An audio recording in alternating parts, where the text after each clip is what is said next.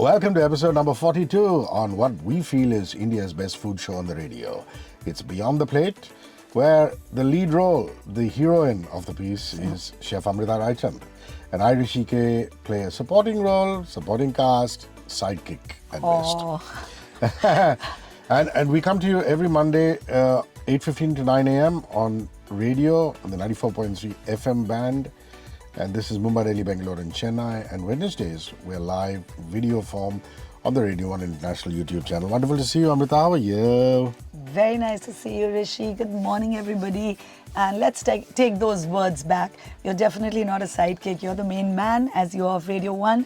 And you also are the same for Beyond the Plate with me. That's very kind of you. Yes, that badge has been given to me by my colleagues at Radio 1, and I wear it with a lot of pride, the main man badge.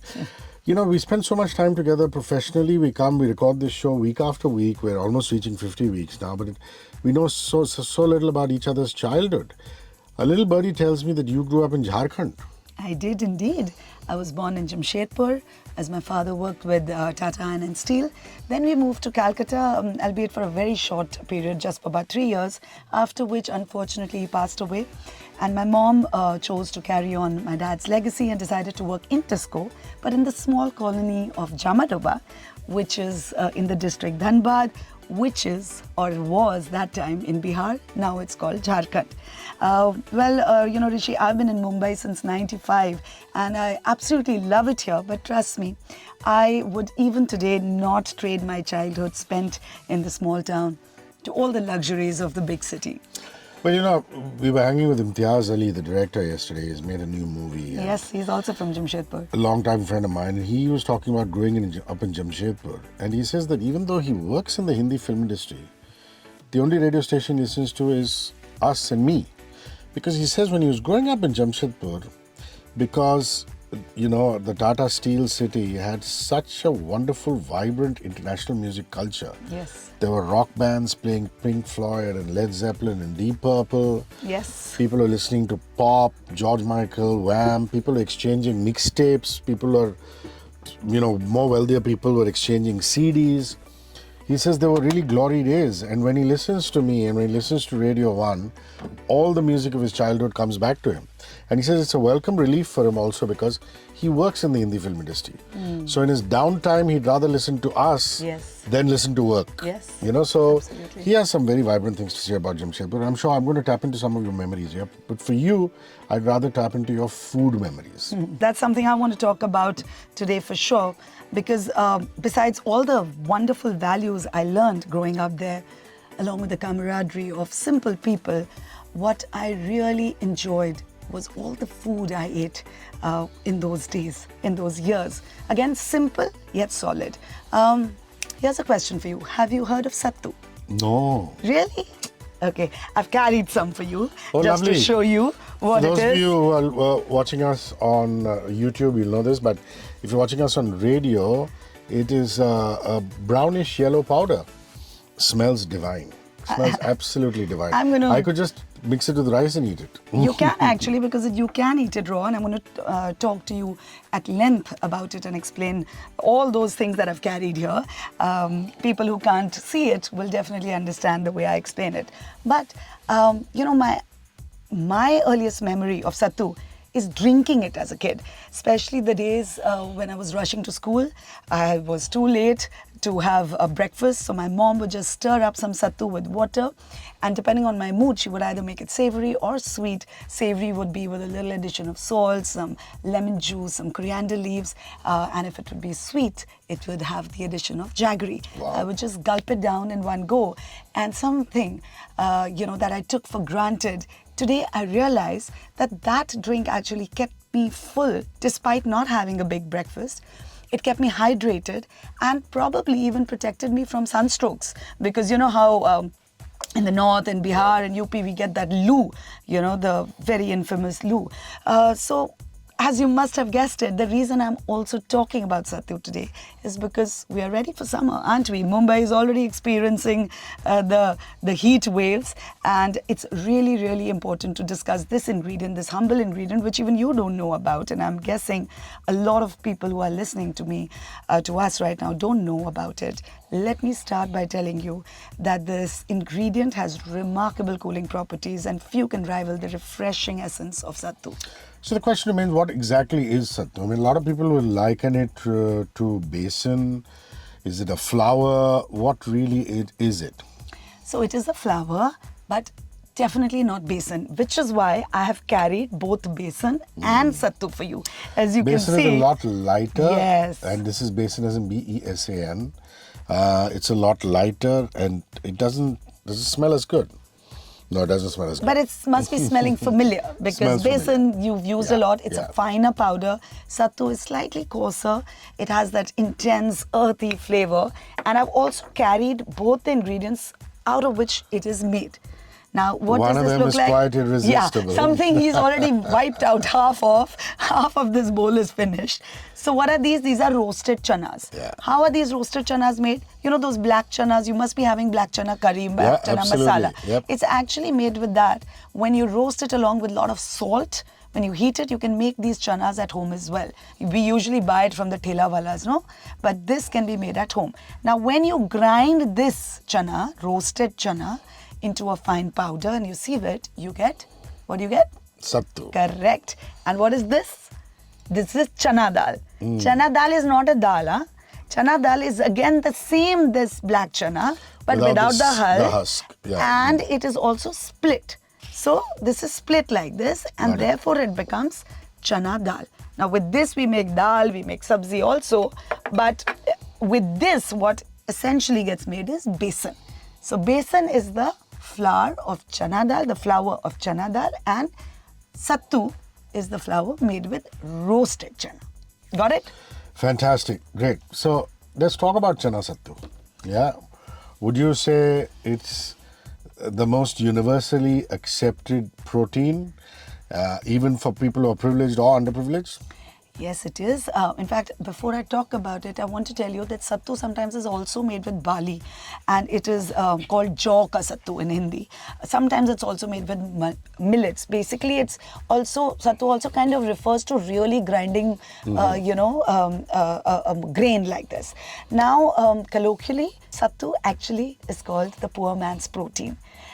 Believe it or not, it is a powerhouse of nutrients, and I feel very fortunate to have grown up on it. That's why I think I'm way stronger than a lot of people here. And initially we didn't even know the concept of protein shake, but truly sattu is cooling for the system, it's hydrating, and also builds the stamina.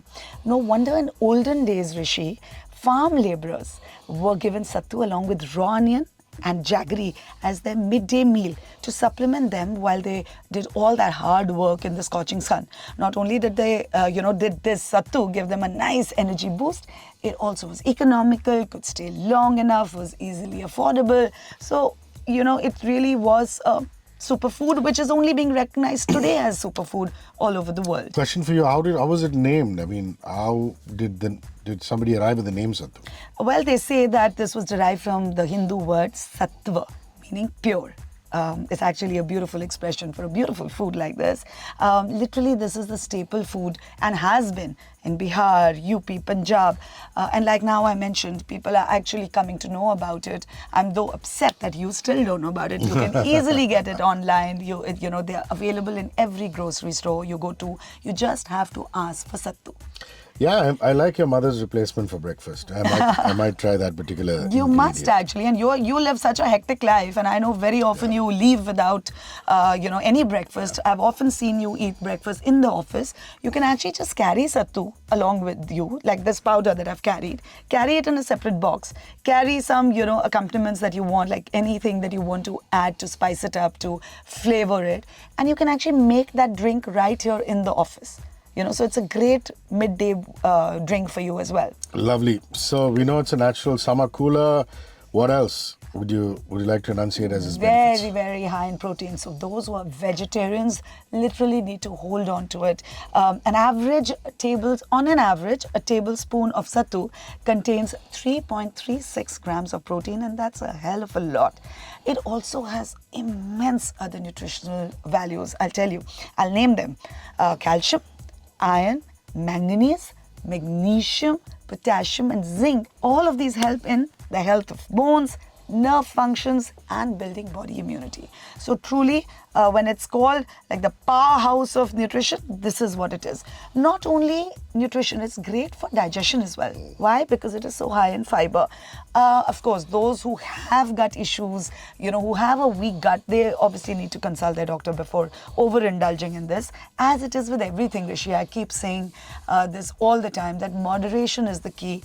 When you're eating any food, no matter how healthy, no matter how amazing it is. Also, it helps in fighting diseases. It's low glycemic index food, so it's a great option for diabetics. It's also super for regulating blood sugar. And guess what? Obviously, it's gluten-free, which is like the thing that is demanded today, right? People just love gluten-free. Not that everybody needs to have gluten-free food. Unless you're celiac, you have celiac disease. You really don't need to only offer gluten-free. But I know how much in demand gluten-free flours are. So this is, again, one amazing addition to that repertoire.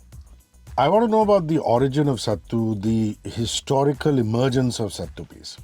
So Rishi, this is interesting. The consumption of sattu in Bihar can be traced back to about 5 centuries. In a book by K.T. Achaya called Indian Food Tradition, a historical companion, there is a reference of a 16th century text that describes sattu as food of the Indo-Gangetic Plain.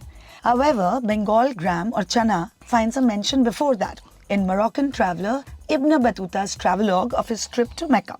Colleen Taylor Sen's book Feasts and Fasts, A History of Food in India says that chana came to the Indus Valley from Western Asia in the 4th millennium BCE, and something akin to sattu made with pulverized barley was popular in the Vedic period. Given its versatility, its high nutritional value and relatively low price, sattu played a pivotal role in feeding armies, thereby becoming an integral part of the diet on long journeys for travelers and traders. Remember, I said it can last for so long. Amazing. Now, interestingly, every April, when the harvest festival is celebrated across the country, Bihar welcomes the season with Sattua, also known as Sattua Sankranti. On Sattua, it is customary to eat a meal that revolves around sattu. The festival typically marks the onset of summer, and with sattu's cooling properties, it would seem that tradition stems from great logic, isn't it? Absolutely. Amazing that, you would delve into that much of history. But before we dive into the recipe of the day, you have one more little nugget from your life to give us. Well, I have so many more nuggets from my life to give, but I'm sure you won't allow me all that time. I can just go on and on and on about my childhood days, about the food, about the people, but I'm going to stick to a few things here. A couple of things I want to tell you, like you didn't know about sattu, I'm pretty sure you know about what litti chokha is. Of course, I hear of that. See, so these are a couple of popular things that people know about. It's unfortunate that the diverse quality of sattu is not known, its versatility it's not known, but believe me, sattu is used in many, many more dishes than just litti chokha. But now that we talk about litti chokha, I again want to urge people to go to my YouTube channel, see the recipe, because it truly is a delicious recipe. And if you're looking for something exotic yet rustic on a Sunday afternoon to indulge in, you must have this. It's delicious and it's actually pretty easy to make. And with my instructions, it gets even easier. Okay, have you heard of the sattu drink? The one which I mentioned. The one which your mom used to give you when you were a child when you missed Yes. breakfast.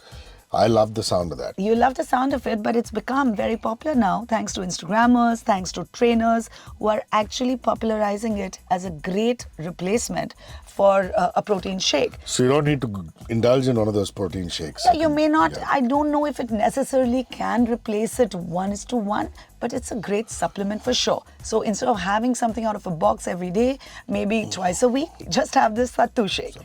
And now, before I jump into the recipe of the day, it actually stems from my realization of how much people love sattu, even though they didn't grow up with it. So when we came to Bombay in 95, my mom literally carried, and when they used to get over, would order kilos of sattu from Bihar, and we would have these sattu parathas at home, mostly on Sunday afternoons or for breakfast. Now, when my friends would pop in, or my brother's colleagues would come by, when they had it, they would be like, "What is this?" And they loved it so much that they would start sending, these little requests to my mom. "Auntie, please, kal ke dabbe mein, can you please just pack a few extra with your sons or with the daughters?" So I realized the charm of sattu. Of course, now we make it a lot, but those days it was a very novel, novel recipe. So today I thought, why not share this recipe with everybody? I'm fairly sure that Bihari or not, everyone's going to love these sattu parathas. They're very tasty and they're very comforting, and they're also very healthy. Before Amrita unleashes that delicious paratha recipe, let me tell you, the Ask Amrita section comes to you at the end of the show. 9833943943 is our WhatsApp line. Ask any question related to diet, nutrition, food history, along with your name, of course. 9833943943. Also, the recipe of the day goes up as an Instagram video on Amrita's Instagram handle, as well as the Radio 1 Insta page. So check at Amrita Raichand at 94.3 Radio 1 India. Chef's YouTube channel is Chef and Beyond. So please enjoy all those delights. And now for the recipe of the day. Well, it's sattu parathas. How do you make this? It's very easy. We first spice up the sattu, which is already so delicious on its own, but we add some chopped onions, we add some carom seeds, salt, green chilies, coriander leaves, and we make a nice soft dough out of it with a little addition of water. Having said that, this is a filling. So you make a regular dough with regular whole wheat flour that you use to make your chapatis. Then you take a little portion of it and you fill in this mixture dough that we have made. Then you seal it and belo it out. Roll it out into a paratha, and with a little bit of ghee, you cook it out on a flat griddle, which is called tawa. It's really, really satisfying. I would pair it with a tomato chutney, which is tomato chutney, not a regular chutney. I actually like to roast the tomatoes on open flame and then make the chutney with it, with again a little bit of seasonings and some coriander and some onions if you like.